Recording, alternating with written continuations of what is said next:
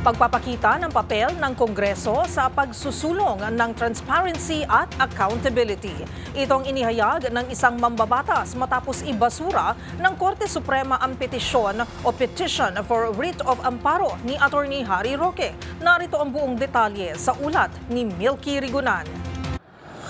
Winelcome sa Kamara ang pagbasura ng Korte Suprema sa Petition for a Writ of Amparo ni Attorney Harry Roque. Sa petisyon ni Roque, pinalagan nito ang contempt order na isinampa sa kanya ng Quad Committee.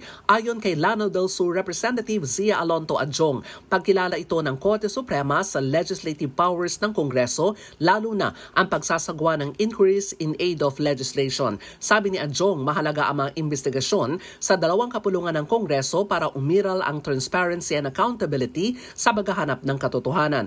Una rito, dumulog si Roque sa Korte Suprema para questionin ang utos na arestuhin siya dahil sa contempt charges ng Quadcom. Sa ruling ng Supreme Court, ang writ of amparo ay hindi solusyon laban sa mga congressional attempt at detention orders. Binigyang din ni Adjong sa pagpanig ng Korte Suprema sa Kamara, pinalakas nito ang kapangyarihan ng Kongreso na magsagawa ng mga pagdinig para masiguro na mga opisyal ng gobyerno ay mapapanagot kapag lumabag sa batas. Para sa MBC TV Network News, ako si Milky Rigunan, una sa Pilipinas, una sa Pilipino.